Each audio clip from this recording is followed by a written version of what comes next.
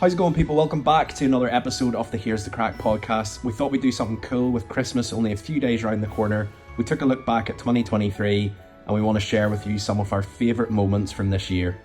We hope you enjoy and we hope you have a very Merry Christmas. Let's get into this episode. Here we go. Right, explain this. Explain this photo. Yeah, that is the PG version of that photo is myself on the right, Roberto Escobar, who's Pablo Escobar's brother, in the middle, and then my brother on the left. So we were in Colombia, Medellin. Actually, Medellin, they call it. Fucking. What happened was we were over there for a business event, and we got chatting to the receptionist of our hotel quite a lot, every day, every afternoon. She was really lovely. Like, the people out there are really lovely. She wanted to know more about what we were doing. I was like, yeah, we're media. We do this and that, So she said, what would be great for you? You should go and do the Escobar museum tour. And I was like, oh, yeah, of course. Yeah. I mean, obviously, we're in Medellin. We're going to do that. And she goes, no. You can actually go to Roberto Escobar's house and you actually get to meet Roberto Escobar, who's just got out of prison because all the narcos have been released now, right? Oh my I was God. a bit mad. I was like, how do you do that? I haven't seen that on TripAdvisor. Like, oh yeah, no. We know what's going on. We'll help you. Take this number. Guy will come pick you up and take you. So right, fucking That sounds so sus. Yeah. we got the cameras ready. Yeah. We got into this car. It was a little bit sus. Yeah. Drove to this compound. All CCTV cameras, gates, barbed wire. And then went into the house. So, like, into this compound, you had to do a wee ID check. Mm-hmm. So we go in. The guy stays in the car. He's like, you go in. I stay in the car. Right, no worries. There's a couple other people there as well. Probably got roped in the same way we did. Yeah. And what actually happens is you do a quick tour. So what we learned was these guys who've just got out of jail are now poor, whereas they used to have millions and millions. So what they're doing is they're basically whoring out their house as a museum. Nice. So you go in and there's this Russian guy who used to smuggle cocaine from Medellin to Moscow, and then he got caught. And he's telling all these stories about how he used to do this and that and go to prison, and it was great. Showing us the house, he goes, oh, this was Pablo Escobar's plant. He loved this plant. Like, this was Pablo Escobar's chair. He used to sit in this chair, when he was making his plans. 50 quid and you can sit in the chair too. Exactly. Very quickly we realized, I was like, all right, none of this is actually Pablo's stuff at all. This is you just completely stroking us for cash in someone's house. Yeah. And it all started to make sense. So you just got to jail. Where are you getting all Pablo stuff? Like, it all got raided. Yeah. People actually raided their house, dug up the walls to try and find their treasure. So towards the end of the tour, I was like, we were told we actually get to meet Roberto Escobar. Yeah, you get to meet him. All you have to do is buy something from the gift shop and you will actually get the opportunity to meet him and he'll sign it for you. So we're like, right, okay. Walked into the gift shop. Everything is $50, $60, $70 for fucking bullshit merch with Pablo Escobar's face on it. Oh my God. So we look for the cheapest thing is a $25 cocaine spoon, which you can see up there on the photo. So we're like, that's the cheapest thing, right? Let's just grab that. Brought it over, and we got to go into that little room and meet Roberto. So He looks so unamused. bro, he's blind. Right. He opened the letter bomb in jail wise. and blew up his face. No way. Swear down. Because he went like that, he's like 85% blind. So we sat down. I said, That's blind, like 85%. Like, you know what I mean? I gave the camera to Jack. I was like, I turned it on. I was like, just roll because I'm gonna ask him some questions. So I said to this Russian guy who loves himself, he's like, yeah, I'm the best like narco ever. Yeah. He's like, if I ask him some questions, will you translate? Yeah, no problem. So he puts the little cocaine spoon down. He puts Roberto's hand on it with a Sharpie, and he just does his little squiggle while Jack's recording. Yeah. And then I was like, there's a YouTube video on this, like, Roberto, what was Pablo like? These are brothers and businessmen. Like, what was he like? I was like, speaking in Spanish, we were getting the translation. Pablo was amazing. Pablo saved everyone's life. Pablo was the Lord, the King, like, bigging him up so much. And yeah, okay, great. So how much wealth did he amass? Like, what was really going on in the narcos? And ask these questions. After the third question, the sons of him came over. I was like, no interview. So no, it's okay. The Russian mafia, the Russian narco guy goes, oh no, it's fine. It's fine. You know, I'm listening, I'm translating. I'm not going to do anything bad. No interviews. So they actually cut the interview there and made us turn off our camera. So he shook his hand. Thank you very much. And then actually just left Roberto. I was finding this Russian guy so interesting because he was giving away so much because it was like his ego. Yeah. He was really enjoying telling us. Yeah. So I went over to the garage. I started to do another interview with him. He was telling me all about how he smuggled all this and, you know, he got to go into prison, and in the prison he was actually getting prostitutes and their mobile phone and all this. And then again, the brothers come over and they're like, no. We told you already.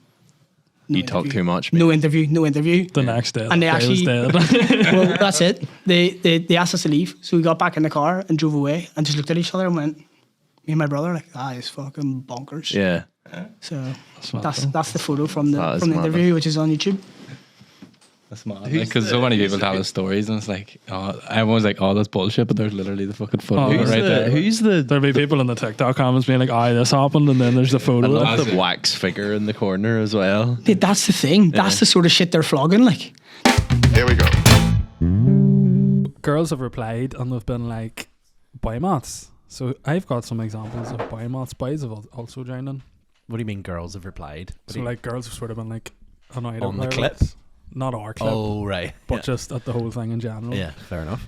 So first one, 5'10" is 6 foot. Bollocks. No, it's not. That's boy maths. Relatable. Yeah, it's only when you come into, like, accusing... Like if a boy's like 5'10", he'll be like, I'm 6 foot. Thinking he'll get away with it. Like. Yeah, what height are you? 5'10". No, 6 foot, bro. I think I'm 5'10", 11 maybe. Nice. I actually do think my maths is a little bit skew if when it comes to my height, controversially. Oh. Because he stood up beside me the other day. Now, you say you're 6'2". I think. I haven't measured myself in a while. What concerned me slightly, I think you were wearing your big chunky Gore-Tex Air Force Ones, which makes me think you had a couple more inches on me. Not inches, maybe millimeters. But you stood up beside me and I kind of went, maybe I'm not 6'2". Maybe I'm like 6'1" and a bit. Smaller. Or maybe I'm like 6'5". Yeah. You know. Maybe I'm 5'10". Yeah, moving on. Anyway. Buying 3-in-1 shampoo is better than buying shampoo, conditioner, and body wash. Fair.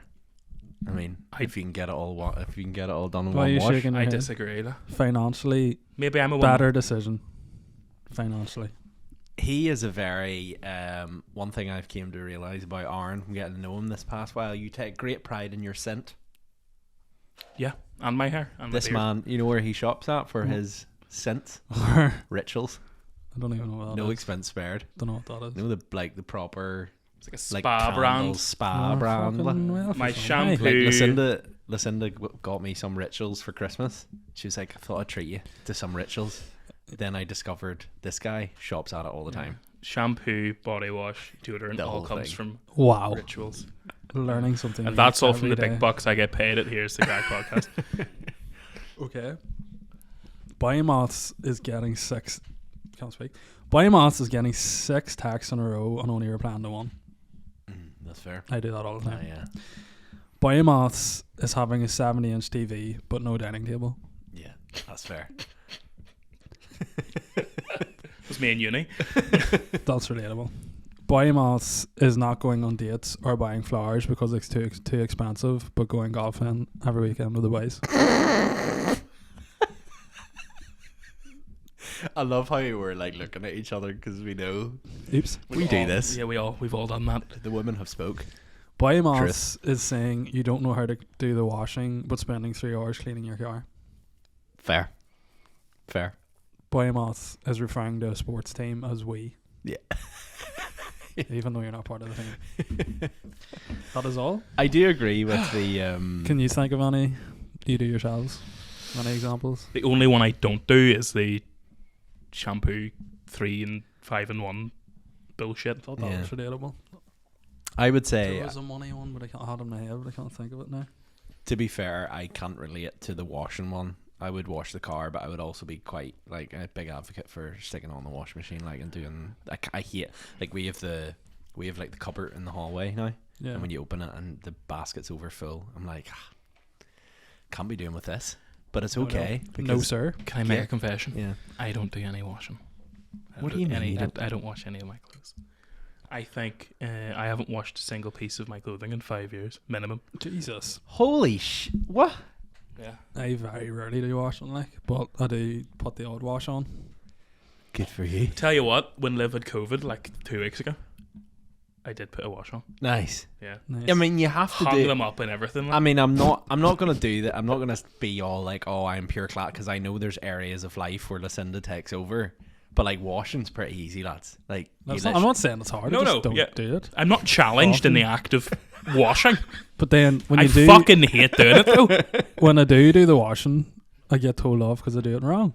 What do you mean you do it wrong? That's the wrong setting. Oh, don't put them in the dryer. Don't do this. Don't do that. And I'm just like, So here's me trying to here's the do thing. help out in the house. Here's a thing I'd like to know, and hopefully someone who's listening to this or watching this can be able to answer the question. I'm slightly confused because we got a new washing machine the other day, and I was exploring the modes on the washing machine.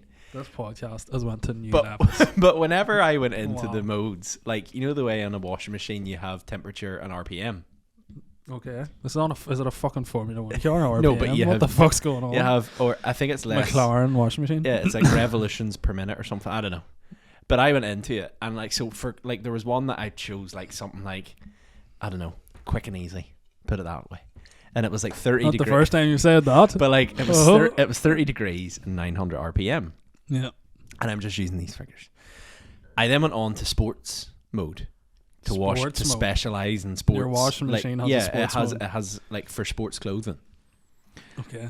It's a new I washing think, I machine, think bro. this sounds more like a car than a So washing I machine. then went in, clicked it. It was also 30 degrees and 900 RPM. So what's the difference? It'll be the time it's on for. Maybe the time, but I are mean, you See, talking I about don't the even- revolutions? yeah, Because if it's a higher revolution, they'll see, I'm not that useless at it. If The washing machine if expert. if it's a higher revolution, your clothes will come out really wrinkly. So it's really handy for like towels where it needs a wee bit of a deeper clean, and it doesn't really matter You if they seem get to know a wrinkly. lot for someone If you who put a doesn't do the t-shirt washing. in on the highest revolution, it'll come out more wrinkled yeah. But than the it will in the point, middle. but the point I'm trying to make is though the different modes. You know the way, like, so the point I made there is it's like, you know, a mode that could be like delicates is 30 degrees at 900 RPM, and then my sports God. is 30 degrees at 900 RPM. So what's the difference between them two modes? Could it be the length of time, or could it be He just said that. the pauses? You know, the way I it don't know. pauses and shit. I have a revolution. This podcast has went to shit because we're talking see- about washing. I know, but it's not a washing. It's not about the washing machine. It's the principle. Here we go.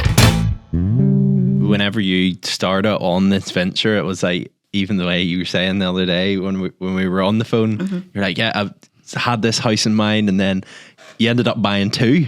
Yes. So like, that's like double bubble. Like Yeah. that's not just, you're not going for one massive investment, it's two. Yes. Like, was that not did that not add more fuel? Were more people more like, you're crazy? Like, Oh, everybody one's was like, bad I was enough. crazy with one. Yeah, Yeah.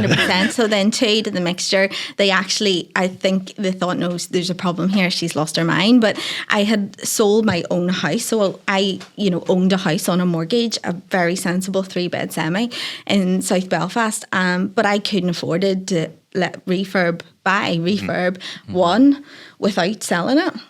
So I had to put it up, and don't get me wrong, I decorated it and updated it, so I made a nice profit on that. And then when I sold my home for this apartment that needed completely flipped, it was only that week, I think I got the keys that an estate agent phoned up and said, the other one that you were bidding on has fallen through, so would you like that too? But because there was a little bit of money there from the house, I thought, well, yeah, I could have a mortgage, a buy-to-let mortgage on the second one. I think I could afford it, and checked with obviously mortgage advisor and everybody that needed to check with, and they said, yeah, you could do it, like, go for it. And I thought, well, I'll give it a go. And actually it worked out a wee bit better because the trades were all there for one, so they may as well and go and do the second one at the same time. yeah. So in terms of your first venture down this, you bought 2 properties. Yes. What was the kind of time frame to getting them done up, and like your first venture? Because it was probably would have been the hardest? Like, is it your first time getting Yeah. into this? First was definitely the hardest, and I thought 6 months was a good kind of gauge for me. It was just thought I can cope with the repayments for 6 months, and in my head I just thought I could get this done in this amount of time. It seems reasonable. You see people on TV shows and they're like 8 weeks, and I was like, no, there's absolutely no chance that's happening. So just be a bit more realistic about it. And then again, because I was doing the same kind of thing, it was both two-bedroom apartments, and I had the trades there, and I had chosen a kind of cookie cutter approach, so chosen the same kind of look for both of them. Yeah. The 6 months, both of them were refurbished and on the market. Now, it took a bit longer once they were sale agreed and conveyancing to go through, but in those 6 months, the profit from those two-bed apartments, after everybody was paid off, was £102,000. And I was like, oh my goodness.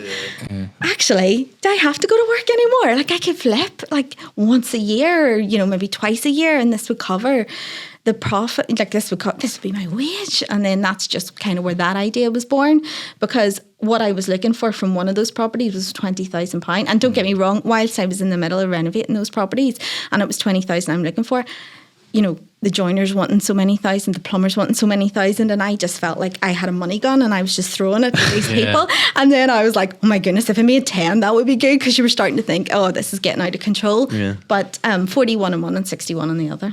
Did that sort of exceed your expectations then? Oh, it blew me away. Yeah, it changed my life. It blew me away. You did actually have a money gun then. Yeah, I know. Yeah, I did. It opened my mind to, oh my goodness, the possibilities and the opportunities that comes with that. It's definitely not what I thought. That I was just aiming for £20,000 because I wanted to put that towards building a house. How do you think you got to that? Like, to that figure? As you said 40 and 60. Yeah. But you were expecting 20. Is it just like you underestimated how much they were worth, or did you put more work into it? I think I'm a bit conservative at the start. Okay. So if 20k. Now, maybe I was probably saying that out loud. If I got 20,000, I'd be delighted. In my head, I was like, please let me get 30 or something like that, But and then obviously, as I said, once the money was being handed out left, right and centre, the panic set in. I was like, oh my goodness. Like, sometimes you have that thought before you go to bed. As long as I break even, I'm not out any money. Yeah. So, it just completely exceeded that. And I thought that once people got in and seen the quality of the homes, that's when the bidding started. Yeah. So when people are in the door and they're seeing, something they love and something they want to live in, and a product that they can just walk into and literally set their toothbrush in and put their clothes in the wardrobe and live there, then they fell in love with it. Yeah. And then it just increased the bidding. And so there's obviously a bit of a bidding war with it, and it just went higher than I expected. Yeah. And if you don't mind me asking, how much did you pay for the houses at the start? So the first one was 82,000 for a 2-bedroom apartment. Yeah. In Ravenhill, and I spent just close to 16 on it, and sold it for 140. God. And the second one? The second one was 100,000, and it was a 2-bedroom apartment in Newton Breda in South Belfast. I don't know if you know it. So it was 100,000 for the 2-bedroom apartment. I spent 13 on that one. Yeah. I lived in that one. Do not recommend. I lived in that one, and at the end I sold it for 174,000. Like, they're not overly expensive houses. You think at that lower end, you're not the price, the amount of profit you get off them isn't as much as that. Yeah. But obviously it is an achievable thing for someone trying to start out. It is definitely achievable. They are the lower end of the scale, and people say, oh, but that was 3-4 years ago. It's changed now, the prices. Well, that £82,000, I have actually just currently renovating an apartment in that block at the minute that I spent 92,000 on it. So same style, it's £10,000 dearer for me to purchase, but that's because we're so many years down the line. But then again, I would expect an extra £10,000 on the sale price at the end. Here we go. Well, here's the thing that the TV don't tell you. Yeah. First of all, in the second and third episode, there is in the second episode there was 3 teams. Yeah. So 3 teams. So there's 3 choices. We had a Welsh pizza, a meat pizza, and a meat-free pizza. Yeah. Ours, we were given the meat-free pizza, so there you go, do your best with that. But then Gordon comes on camera and he goes, that's a bold choice. I'm looking at the TV going, it wasn't your decision to make. This is not, do you know what I mean? So certain things are set up for TV. Was it like that every week, or was it? There's certain things that is set up for TV to make the viewer. Well, talk to us a bit about that. Like was there parts of it for you where like fuck, like I thought it would have been a bit. I didn't expect it to be in the like third episode. You're saying I'm stepping away from Andy. Because he's the team leader. Everybody gets a team. I was the team leader. You could see I was the team leader. I was assigned the team leader in the first episode. Yeah. But no, what I was referring to was the first episode, because you like there was a bit where you were doing the meat, and then I think it was like the vegetable side of things. It didn't look like you were doing it anyway, but you kind of come over and said something, or I remember because you goes, I'm gonna make this honey whatever sauce, and your mom went, dude, we've got it sorted, and you just kind of went, Grant. No, I went, have you got the recipe for it? Yeah, I think something like that. Yeah, and like kind of just he says, don't you worry about that. Yeah, and you kind of just went like dead on. But like I think I ended up. Do you want to? He ended up making a big bowl full of dressing. It was right at the last second when we needed the dressing, so I just set it to the side, started a new one, made a wee tiny bit of dressing, and dressed the veg. And I don't even think he noticed. Yeah. But anyway, TV's mad. Like it is mad. Yeah. Was there any like what about the relationship then with Gordon Ramsay? Like what was he like on the show? Like? There was no relationship with Gordon Ramsay. Yeah. Zero. He comes in and shouts at you and makes good TV. And that's it. It's a very much like what you see on screen is really the amount of time he's there. I never seen Gordon Ramsay off camera. Yeah. Not once. That's so strange. It is strange. It's a shame. It's a shame as well because excuse me. It's a shame as well because that's why I wanted to go over. Maybe he wants to ask you a couple of questions about your business or whatever, but that was the expectancy that I had when I went over, but don't always. Especially because like you see old sort of Gordon Ramsay way back when there was no like sort of like whatever. But you seen like old was it Kitchen Nightmares and stuff, and he did come across this like fiery like character. But then like recently, like there's been he's branched off into like other forms of like TV shows where it's not like he effing and blinding people, and he does actually come across as a like nice guy, a nice dude. Whereas obviously like. You got the part where you didn't have the privilege of maybe there is that side to him, I don't know, like you didn't have the privilege, you just got the side off him, which was this is TV. Yeah. And like there was one when we were doing the seaweed in Wales, he off camera he'd said to me, you're not going to go for a swim now, Gary, are you? And I said no, chef, and I went fuck, because over the course of a couple of episodes, over the course of the 3 episodes, the 3 challenges, whatever, the production kept saying to me, don't be calling him chef. But it's very hard to to not call someone chef when you're in both the same industries and you've looked up to him as a chef for 20 years or whatever. There was another one as well after Sophie went in the first episode. That was the right decision, by the way, I thought.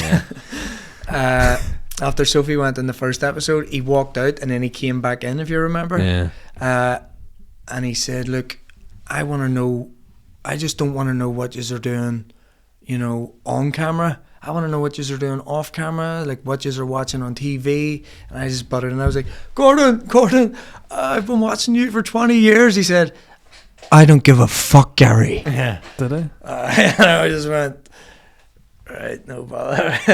Did he say that? He says, this is about you, not about me, Gary.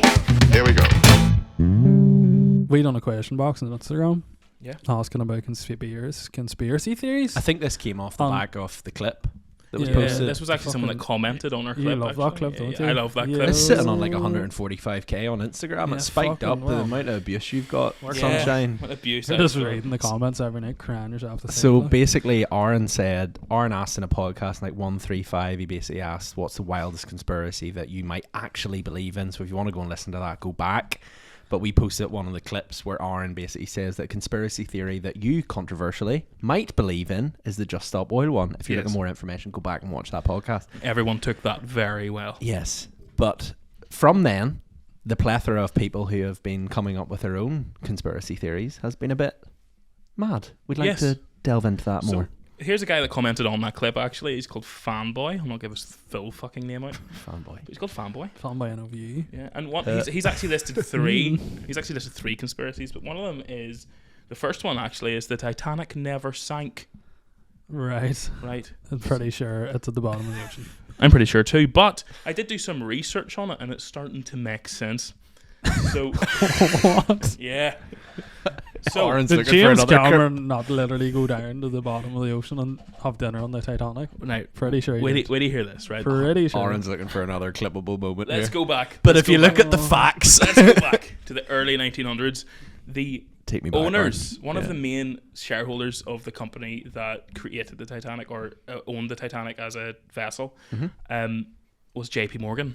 Okay. Oh, And Oh, you're on the podcast, Aaron. let's just keep that in the back of our minds for now. Yes. The Olympic, right? I don't know Yeah. if you've ever heard of the Olympic. That's Titanic's sister ship. So it was built around the same time, but it was finished before the Titanic. Yep. It went on a sailing expedition Yep. to New York and back. And on the expedition, it got damaged and it had to return to Belfast to get fixed. Cost quite a lot of money. Okay. They then fixed it up, and then on its next voyage, it got fucking damaged again. Right? Sent back to Belfast, needed it fixed. Conveniently, this was about a week before the Titanic left Belfast. Right? Turns out, the cost to fix the Titanic, or the cost to fix the Olympic, would be too high to make anything profitable anymore for the Olympic. So, what did they do? They solved two problems in one. See, because some of J.P. Morgan's biggest rivals were going to be on the Titanic on its maiden voyage. oh my god, I think I know where this is going. So they switched everything over and they made the Titanic look like the Olympic and the Olympic look like the Titanic.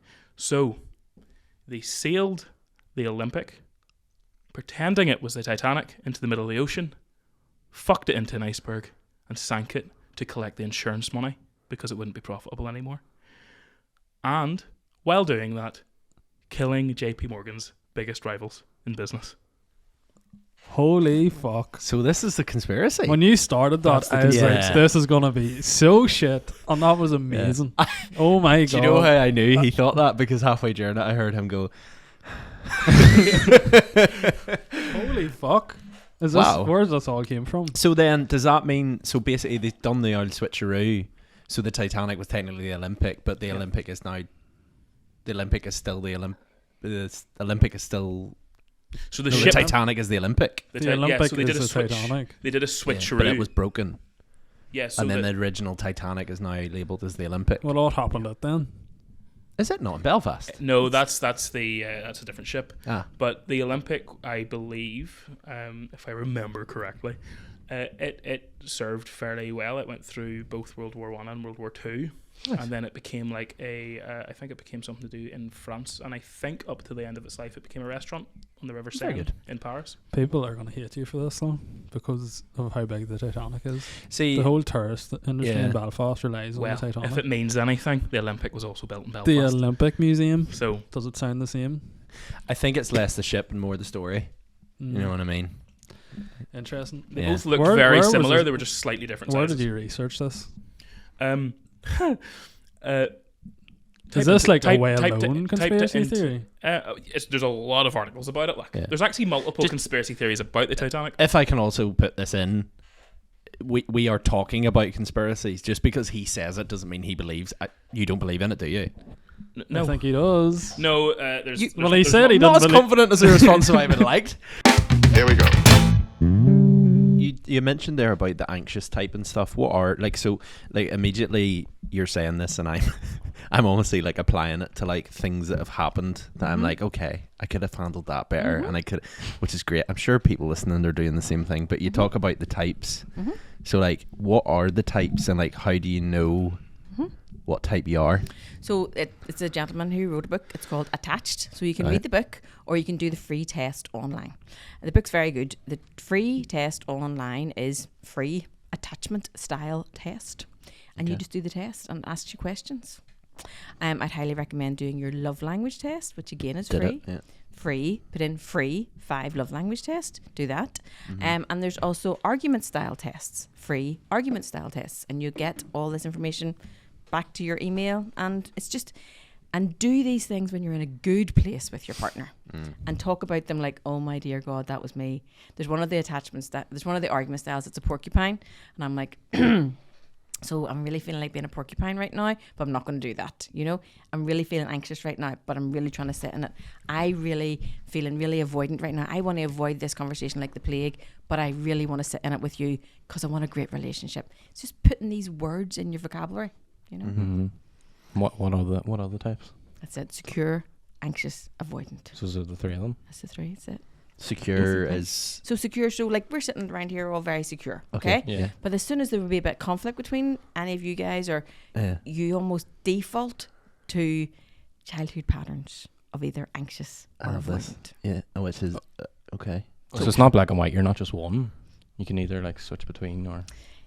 People tend to be more one. Yeah. People tend to be more one. But again, it's situational, you know? Yeah. Situational. So- you know, if you don't know how to do it, you're going to avoid it. I mean, it's makes sense. Would avoidant be as, like, would it be like, I'm not talking about this, I'm away, bosh done. Anxious would be what, like... Talk it to death.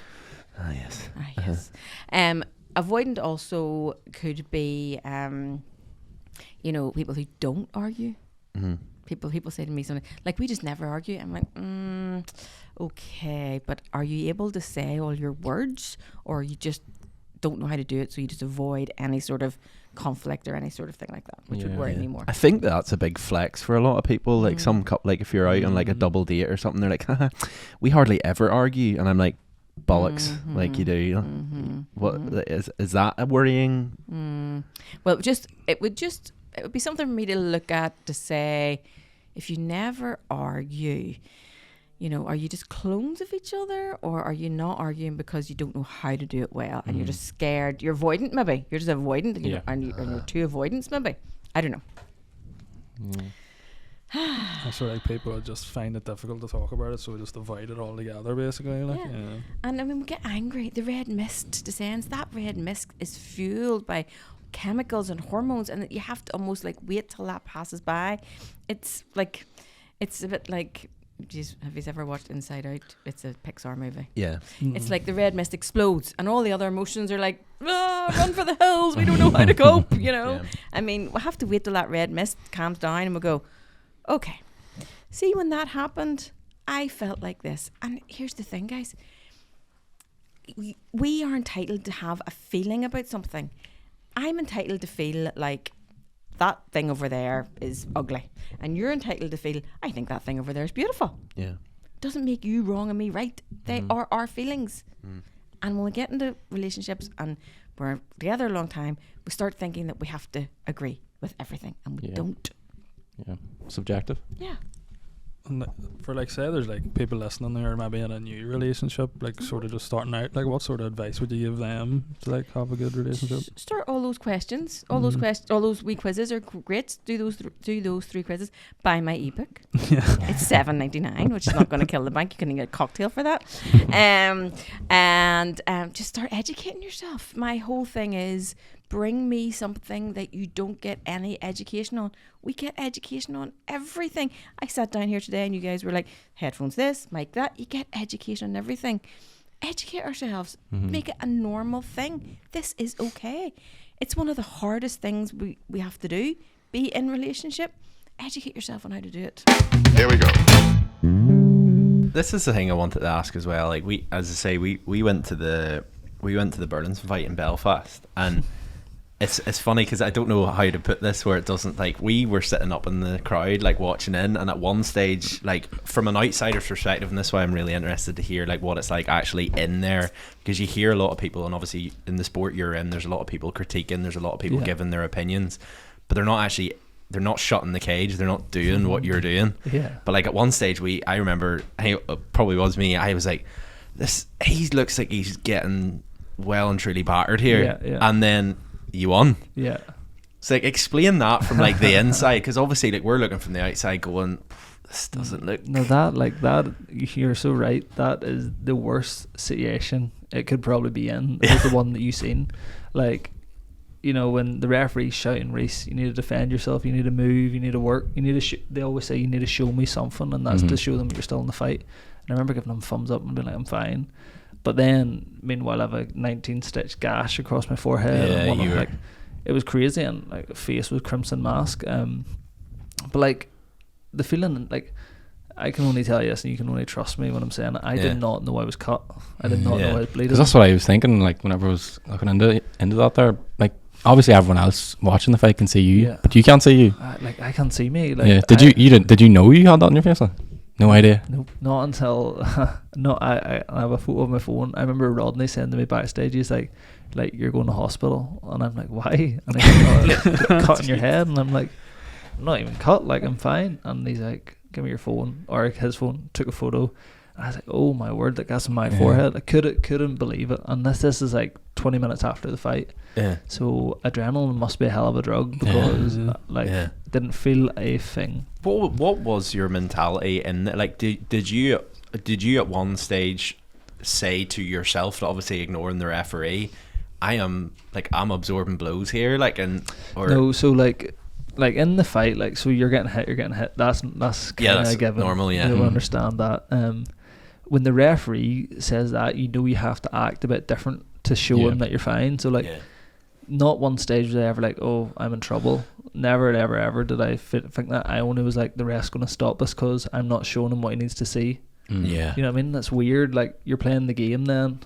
So how to do that, gave him a worse position because it looked technically better and looked like I was doing something. And then he cut me with the elbow. But then I knew, like, I remember getting up at the end of the first with Justin. I said, that's one done.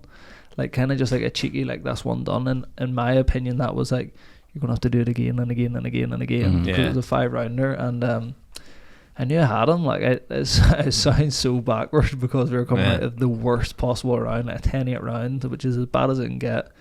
And I just knew, I knew he couldn't have done it again. You know what I mean? It's very hard. Like, there's nothing more soul destroying when you do something and go for it. And see when the ref's shouting for you to finish the fight and you're putting 110% effort in, and then end of the round you have to do it again.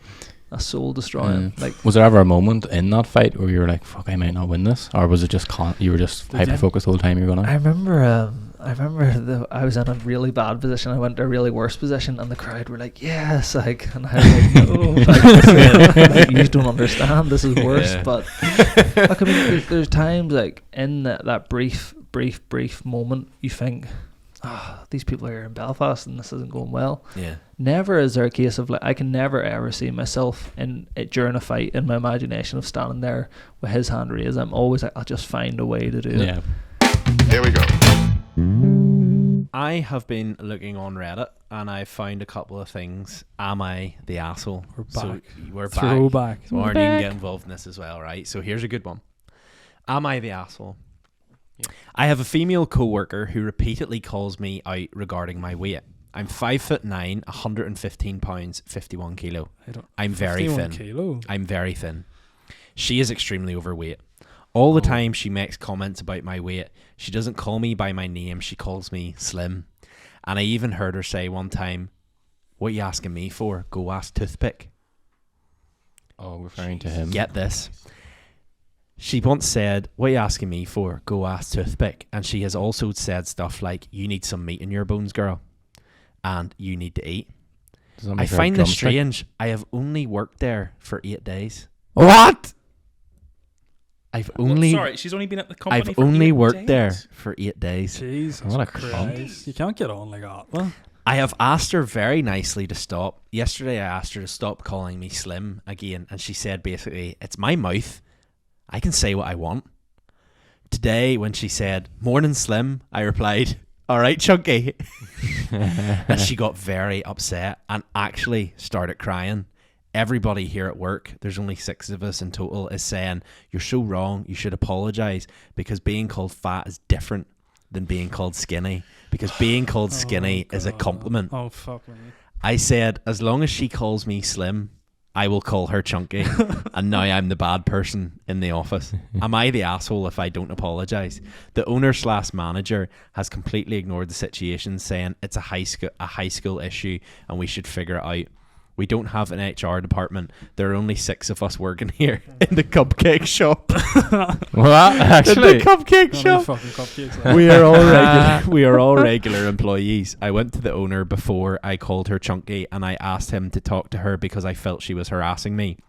That's when he said, we can handle it ourselves. That's why I called her chunky. I told her to stop calling me slim, and I didn't like it, and she continued to do so. She didn't stop doing it after I asked multiple times, and I didn't know what to do.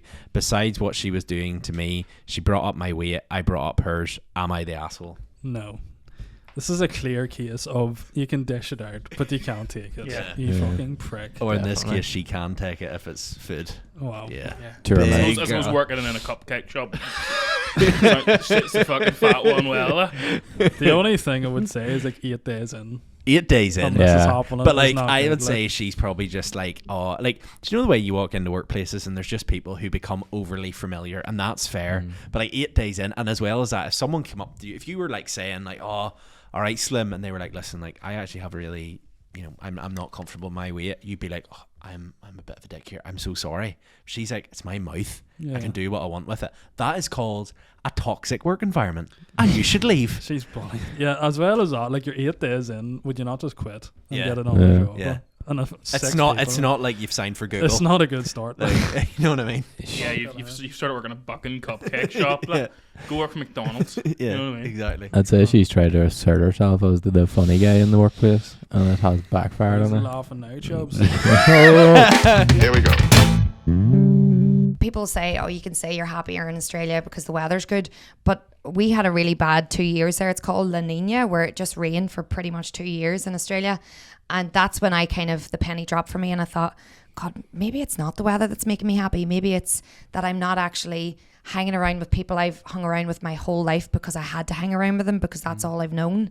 Maybe it's like I'm choosing the things that I do better for my life. I'm not just trying to fit in and play GAA when I'm no good at it. I'm actually doing things like boxing and Muay Thai because I want to do it. And I'm getting up early. I never saw sunrise before I went to Australia. I would have come home with sunrise from a night out. But getting up early and actually having that bit of your morning before starting your day is just golden. And like I say, I've then carried those elements back home with me to Ireland to realise that it wasn't Australia that was making me happy. It was the elements to your daily routine.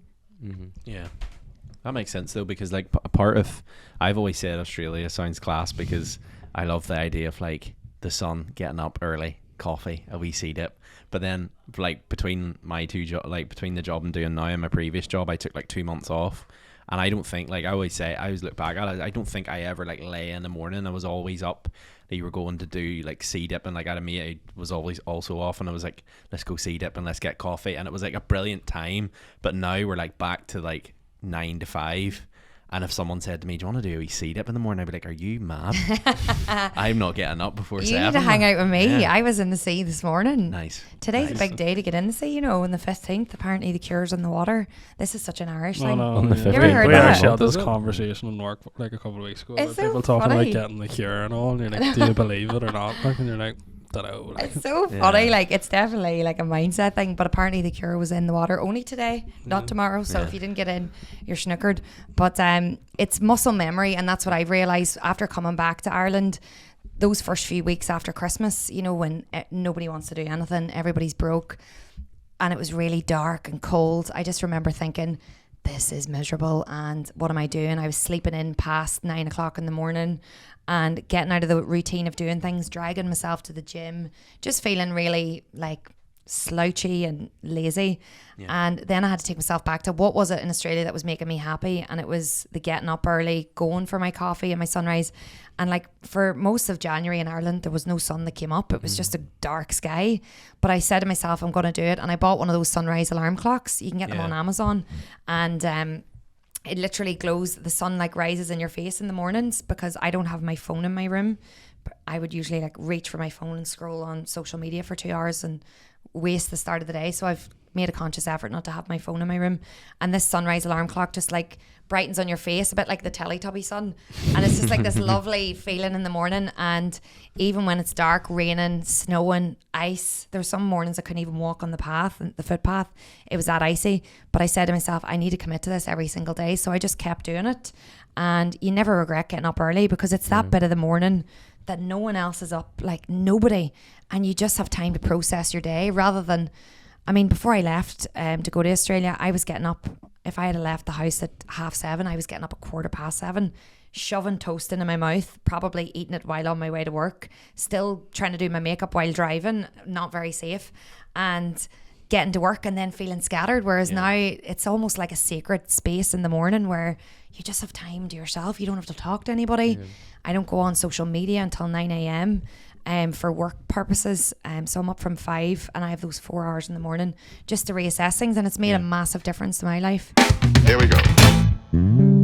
Right, I had an awful situation with Eddie. Now, we were on the same bill at V Festival, so imagine this as a tent of like, I don't know, maybe 1,500, 2,000 people. They're not coming to see me. They're coming to see Eddie Izzard. But they have to get in early to the tent. You know, because to get a seat, whatever. Like, so say Eddie Izzard's on at 4 o'clock and he's doing 45 minutes. I'm on at 6. And trust me, as soon as he's done, they all leave the crowd, right? He's going on to 2,000. I'm going on to maybe 300. If I'm lucky. But we're putting a port cabin, and he arrives in a Mini Cooper with an assistant, and he gets out, and I'm like, fuck, Jesus, Eddie Izzard. I was like, oh Jesus. So there was me, Tom Allen, Josh Widdicombe, Eddie Izzard, Shappy Corsandi. I'm like in the middle of that doing 20 minutes, whatever, like, and he comes into this porta cabin. So in the porta cabin, imagine there's 2 sofas, there's a confectionery table, there's tea and coffee machines, there's a small white fridge, very basic, you know, backstage at this V Festival. It was V Festival in Stoke-on-Trent. There's 2 Vs, there's one in Essex. I think they're finished now. But there's one in Essex and there's one in Stoke, and the bands would swap over. So whoever played Friday in Stoke would then do Saturday in Essex. It was like Leeds and Reading. You just did swap over, like, you know. And he comes in, he sits down, so say sitting there where you are, and I'm just like, I was going, you all right? Yeah. What the fuck? What do I say? Like, normally, if you know you're going to be working with somebody, I was working with Kevin Bridges once, and I knew he loved football, so just straight in, talked about football. That was it. Didn't talk about comedy. So I was like, I get on all right, and he was like, yeah. Not making any. Like, I'm breaking it, like. So I got up to go to the table, you know, there's like Haribo's and Tunnocks, tea cakes and all that, right? And I went up and I just went, do you want a Kit Kat? Right? And he was like, yeah. And I just looked down, there was no Kit Kats. I just panicked. There was Haribo, there was Kit Kats, there was single Twixes, there was Milky Ways. And I was like, oh, sorry. Shit. He was like, hey, what have you got? And I was like, Kit Kats. I was like, oh, there's no Kit Kats. I was just looking at me, and I went, but you see me, but you just offered me a Kit Kat. I just went, yeah. That was it. And he left about a couple of minutes later and never saw him again. So people said he met Eddie Izzard. Yeah, I offered him a Kit Kat that wasn't available. So I was like, you do get a bit awkward, flustered, like get a bit flustered, like. Here we go. So this one's called The Horny Wife. So I'm 28 female. My husband's 31 male. My husband had to spend 2 months in a different state to work for work. He came back 9 days ago. I'm obviously thrilled he's back, and I've missed him a lot. You know what that means. I was hoping we would be able to spend some time together, just the 2 of us. However, his mother, 56 female, she came over and when he was supposed to come home. I was slightly annoyed, but I know she was just excited to see her son to be back. However, she never left. Like, I was prepared to deal with maybe 2-3 days, but now it's been 9 days. She still won't leave. Jesus. What the fuck? Because she's been here for 9 days, we haven't had a second of time together. She insists on staying here instead of booking a hotel. For the record, she lives an hour away. The guest room is right next door to ours. And may I add, the walls are very, very thin. When the 2 of us go out, she comes with us, or makes one of us stay with her, because otherwise we would be bad hosts if we didn't. She follows us around the house constantly. We want to cuddle and watch movies, she's sitting on the armchair. We want to go to a romantic restaurant, better make that a table for 3. We have even left her in the living room to go chat in our room, and she follows us. Oh God. Earlier today, I just blankly asked her, leave. Even though both of us have been hinting that she needs to go. She kept saying she wasn't ready to go yet and wanted more time with her beloved son. I tried telling her we wanted some alone time, and she kept insisting that she join us. Finally, I snapped. I looked at her and I said, since you seem to be oblivious, I want to put this as bluntly as possible. I want to ride your son. If you don't want to see or hear that, then you need to leave. I know this isn't the classiest response ever, but I was frustrated. Anyway, she yelled at me, but eventually left. We finally got to have our alone time, but now she's blowing up both our phones, saying that I'm disgusting. I have no respect for her son. Her son or myself. She keeps telling my husband that he shouldn't be with someone so crude, and how dare he let me speak to her like that. I'm sure you get the idea.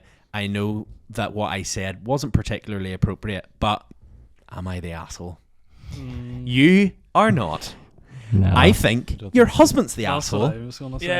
Yeah. What's exactly. he doing No, there? Yeah, he's sitting on the fence. What is he doing? Like? Do you know what I mean? He should have. That's up to him to do that. Like. You need to take your ma aside and go, Mum, listen, I I don't love think you. she should have done that though. Like. And like, I'll come visit you if you want to go on. I'll come visit you in a couple of days. I'll call down. I'll have dinner with you and Dad. Sure, there's an hour away. Well, clearly, she the dad lives an hour away. Yeah. Like that's the difference between what fucking here and Korean. Yeah. You know what I mean? Like? It's not far. You know, it's not That's far. ridiculous. See, So- when you started the story, I was expecting the mother to be from like another state, like Yeah. fucking 14 hours away. Yeah. I'd be like, right, fair enough, but that's fucking insane. It's ridiculous. Like. a ridiculous. I don't think she should have done that though. She should, she's lost She should have faith. said She's to lost the faith. son, the husband, like, Yeah. what the fuck is going on here? Yeah, grow a set. Get her out. Like, get her Yeah. out now. Yeah, exactly. 9 days. Get her out like, then. Ah, Get you would, it but you'd be very yeah. close to losing the head after 9 days. Like. I imagine know, her, but like he's been away for 2 months, so like you imagine like 2 months and 9 days. She's probably he's probably got off the plane. She's picked him up at the airport and said, "All right, big boy, I see you're back." You know what I mean? Give me some of that, big boy. I've been waiting at the baggage drop for Time to see me back. time to see time to take me to a different state. And then the Maz rocked at the door. Oh, hello there. She's like, oh dear. Oh, come on in. 2 days goes by. 3 days goes by. You can imagine the husband probably rolling over and wanting a bit of boogie, and she's like, the walls are very thin. What's the husband? It doesn't sound Yeah. like the wife was the one Yeah, fucking do you making know what I excuses. mean? But I think she could Should have just went for it, hey? Yeah. While she was in the house and just went like they to didn't want to go home. She can't really complain about this married couple fucking riding. Like. It's probably Nobody- should probably be walking into the room. Can I come too? Here we go. Go to London, and in my mind I was like, cool, I'm going to London. I told all my friends back then I was 14. I told them in school, hey guys, guess what? I'm going to London, baby. They're like, yeah, because I've never in my life heard about Ireland. Yeah. I've heard of London because London is a big thing. Everybody goes to London. If you want a great life, go to London, make money, and come back to Africa and build a big house. Yeah. That's the road. That's how it goes. So I was like, yeah, I'm going to London. I'm going to make money and come back and build a big mansion. That's my mindset. And I came here and I was like, this is not London. This is I couldn't even understand the accent when I came to Ireland because I was like, hello, what's the story? I was like, wait, what? You want a story? It was pretty So it was just kind of like she actually made me came to Ireland because of my auntie was here, and she knew if I stayed in Africa, things might be different. Either I join a gang or crime or whatever it is. So she wanted a better life. So she was like, you know what, you just go and stay with my sister. She's gonna take care of you and be good, that kind of way. So and make sure you go to college and finish your education and stuff like that. Yeah. So it's been a great journey anyway since anyway. Yeah. And you arrived, stayed with your aunt, and what was that like? What was the transition moving? So it was actually it's different. And the only thing that was just similar is the Guinness. We have Guinness in Nigeria and we have Guinness in Ireland. So I was like, at least thank God you guys have Guinness. Yes, I mean let's enjoy that together. But I remember coming here the first time, man. I was like, what the fuck is going on here? Because, bro, it was freezing as fuck, bro. Literally. Bro, I won't lie to you, man. When I came out of the plane, I was like, whoa, this is not right. No, really, no joke. As soon as I just came out of the plane, first thing I couldn't feel was my Mickey. I was like, where the fuck is it gone? It was too cold. It was so cold. And I was like, you know what? Let's adapt to this new lifestyle and stuff like that. I wasn't really happy, to be honest with you, because first of all, I thought I was gonna be in England, and I was in Ireland. I was like, hey, what's going on? And it was, my plan was, because see, back in Africa, everyone that goes to London comes back home and they're famous and like, wow, big dogs, and like, wow, we went to London. You know, when I come back home and I tell people I went to Ireland, like, where is that? They don't know where Ireland is, you know, that kind of way. So I was like, oh my God. But in my head, I said, you know what? One day I'm going to go to London. I don't care how long I'm going to stay. I'm going to go back to London and live there. Then I stayed in Ireland for a while. I moved to a place called Blanchardstown. And if you don't know Blanchardstown is like Africa, basically. No, really, Jenny. There's more black people in Blanchardstown than it is in Africa right now. It's actually crazy. So we moved to Blanchardstown when I came to Ireland, and it was fun. Went to, you know, I made friends. My first friend was Barry, and my English was it wasn't as great back then. I spoke broken English. So, but like broken English, like for example, if someone to say, "How are you doing?" In my English, I would say, "How you day?" So that's how I spoke back then. So I was trying to speak English to my friend, but they were teaching me English as well. And they were really friendly, nice. Barry was a very nice guy, teaching me some few slangs and stuff like that. And it was really interesting. After a year, I started falling in love with Ireland. I was like, wow, this is actually cool. I like these people. I like the way they roll. It was actually interesting. Started getting to the culture. I went to school here. I went to secondary school in Castleknock, HTC. I enjoyed school. I loved school and everything. It was actually interesting. I remember in school, this was 2005. I was the only black guy in my school. I felt so special. I was really loved, bro. I was so loved. Everybody came over to me. Oh my God, can I touch your hair? I'm like, oh yeah, go ahead. Feels like a Brillo pad. I'm like, what is a Brillo pad? It was actually interesting. They loved me and everything. Fast forward to 2007. I was about to finish school. I was in 6th year, and this other black guy came in. I was like, man, you coming to take my shine? What's going on? I wasn't loved as much anymore. The love was divided now. I was like, what's going on, bro? And literally closed my eyes, everywhere was black. I was like, wow, what's going on? So it was interesting. It's been a journey, you know. I just find the Irish people very friendly. They were just friendly. They were coming up. They were very curious, asking questions. So what is it like? What do you eat? Why do you dress like that? Why is your hair like this? And I was explaining to them and stuff like that. It was pretty fun and interesting. Yeah, so it was great, and I fell in love with it. So it was really fun. It was really fine with me when I came here. Here we go. So, I hate the way the word is, like May, as in me, 28 female. Yeah. Sister-in-law, Amy, 26 female. Right. Always comes to visit us from out of town. She stays with us instead of a hotel and always wants to go to expensive restaurants. Ooh. She always conveniently forgets her wallet. Ooh. Or comes up with some excuses as to why she can't pay her share.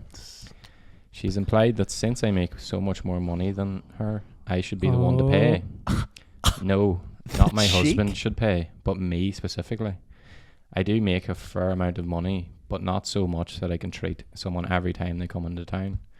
Nonetheless, in the past, I have just paid the bills and asked her to pay me back. She never has. Bitch. She had made a reservation at an extremely expensive restaurant last night. Before we left, I made it clear that I wouldn't be paying her. She made the reservation. Oh. I made it clear that I wouldn't be paying her bill. This is where I might be the asshole. And I'll admit, I got this move straight from an episode of 2.5 Men. As we were leaving, her and my husband went to the car. I pretended I forgot something and went back inside. I found her wallet sitting right on top of her suitcase. I put it in my purse and we went to the restaurant. When we were done eating, I asked for separate bills. She said no, we need one bill because she forgot her wallet again. I reached in my purse and said, this wallet. Oh, nice. She was extremely furious. She said that I should not have touched or grabbed her wallet. So, am I the asshole for taking her wallet and bringing it to the restaurant? Absolutely not. Categorically not. But it's not her property to take. I know it's in her house. So I believe in this scenario, the woman is not the asshole, but at the same time, she could have, like, I think before she left the house, she should have went, here, Amy, mere here. Your wallet's sitting there. I don't want any of this shit. Yeah. Like, when you get to the restaurant, this whole pat me down. Oh, I forgot my purse. There it is. I'm telling you, that's where it is. I'm asking to split the bill. If you haven't brought that thing, you're on your own. It's the cheek of her actually booking the fucking restaurant too. Like, see, that's just. I hated that. Like. But you see, that's the point. You've set the principle there. You haven't nipped that in the bud, so therefore it's allowed to linger. And now she's taking the hand. Do you think she's to blame then? Who? The sister. I think the way she's went about it is is probably the not. asshole? She's not the asshole, not but she needed to preemptively be the asshole. With most "Am I the assholes?" there was a breakdown in communication. Yeah. We say that about almost all of them. She probably should have took the wallet, but like give it to her when she got in the car, being like, "Oh, I ran on the house, I seen your wallet land, thought I'd give it to you." You forgot that. Yeah, because then fired out the window. That there, she would have been like, "Oh, I didn't want to bring it. Why? Do you expect me to pay for everything?" Aye, at least you know it's what I mean? addressed before the bill comes down. You need for the to. fucking meal. You need to. I feel like they're using the whole forgetting the wallet thing as the point. The point is not forgetting the wallet. The point is she just doesn't want to pay. But why would you even go out for dinner with her then? Exactly. Do you know? Yeah. Take her to KFC. Or I feel like there is something people cheap like cheerful that if you're gonna though. pay for it, like. If you're hosting them, they feel like I think that is the thing. You know? Like if people are going to your house, or if you're going taking but I suppose if you're taking someone out for dinner, like but you can't be booking it and then being like, "Oh yeah, pay for that." Aye. I will say she was not ruled and not the asshole. And in these scenarios and times like these where it's so simple to literally just be like, "Will we go for dinner?" Here, like we went out for dinner on Saturday night. There was 3 couples. Yeah. It was literally like Bill came. I was like, "Bosh." Monzo. Literally as soon as it happened, Neil was like, "So I'll split that with some Monzo." I went, "Yeah, that's grand." Yeah, I read off like. I think both of us paid it at the Yeah, table. literally, but like, there's no excuse. Well, it's not an excuse anymore. Like, in these days, like. But especially. Do you believe though, if someone is on a higher income, that should be an expectation? No. I don't know. Like, I don't think it's maybe with your partner or something like. But if you're going out with, I think if you're making a good bit more, like, why would you want to like? Well, why would you want like if someone's like making it like say that like you got a promotion in work or something, you're making a lot more money than your mate, them being like, I've got a big promotion here, I'll take everyone out, I'll treat you all. That's fair enough. But like if you're going out as a mutual decision together, like it's not the rule. There's an exception to the rule, but it's not the rule. I think household income and couples is different. Like like if you're making like 60k and your partner's making like half that, like you could pay more income, a bigger percentage. But I think that's a different scenario because obviously that way you kind of are like double income. Like your income is technically, it's all kind of shared. It all goes towards the same thing. I think the scenario when you're out and there's like, oh well, here he's earning 42k a year, I'm only on 28. He should be paying. No, I think it's like you're not earning money. You don't go for that promotion. You don't earn that higher amount to treat other people.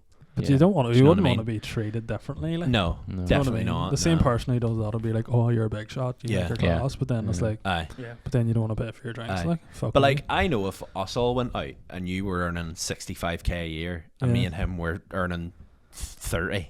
Like, I know the one thing that me and you would probably say is, "Oh, here, you getting this?" Like, and laughing about it. But I know frankly, if you, we'd be like, "Oh, here, split that." Me and you went out with work before, and there's people in work that earn a decent whack more than us, and I'd feel seriously rare if one of the senior managers or the directors turned around and went, "Here, I'm going to pay for your meal per boy." I'd be like, fuck. I think it's a different scenario in that scenario where if you're in work and like someone really high up goes, "Here, I'm taking the team out." That's grand. But like we have been in a scenario where like a senior manager or something's come over from like England or something, and you go out for pints or whatever, and like I have been in the scenario where it's like the 3rd round, and he goes, "No, I'll get," and I'm like, "No, like." No offense, but no, like I don't care what your income is. Like you didn't offer to take us all out. We all said let's go out and show you a bit of Belfast, but that doesn't mean you should be fronting for everybody because like that's not, you know what I mean? It's not a respectful thing to do. Just rip the piss out of someone because equally you don't know. Someone has a higher income, but they could have a higher, outgoings. You know what I mean? But yeah, interesting conversation. Here we go. I went out with this lad once, right? Last year or whatever, and I can't look at nutty crust the same way. What? Right? Why? We're eating toast one night anyway, right? Because after a night out, the toast is a must and a cup of tea. I don't care if I sound like a granny, right? I'm eating toast anyway and butter, and we spread the real butter. Now, I was impressed. Like, that was not a nick. He had real butter. Yeah. And he was spreading the butter. So he Good start. On the nutty crust. He had nutty crust. Every day he had nutty crust, right? Spreading the butter on the nutty crust, the real butter. And he's like, look at that. That's such a culture. And I was like, yes. And he's like, look at them butter puddles.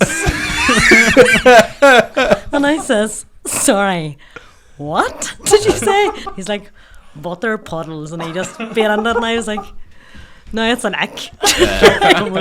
No, I just like was eating my nutty crust and butter. All I'm thinking is butter puddles. And now, anytime I eat nutty crust and butter, I think of him and his butter. Look at that, butter puddles. Yep, class. We've figured out your favorite butter, your Yep. favorite coffee, tea, milk. What's out of everything? Go back to the topic at hand. Do you have a favorite quote? Oh, I. Yeah. Oh, I. See, I thought I have. Can't pick favourites. Absolutely, with over 1,000 quotes. I have so many favourites, but Yeah. I'll keep her concise. Give us your 3. Right, pressures for tires. Love that. I like that. Yeah. Pressure I like for that tires. one, I love a good saying. Maybe that's more of a saying than a quote, Yeah. but pressures for tires. Another quote I love is what I said earlier: whether you think you can or think you can't, you're right. And probably my most favourite quote that I can relate to, especially over the past 10 years, is that comparison is the thief of joy. Yeah. So, if you're going to look at other people's lives and think that they have X, Y, and Z, it just can steal your joy, and you just don't feel enough or accomplished or whatever. But when you focus on what you do have and be grateful for your own blessings and everything that's going on well in your world, then you're filling your cup up of, as cheesy as sounds, joy rather than lack and, not feeling enough. So yeah, comparison is the thief of joy. Yeah, it's a good one. Oh, I think clinker.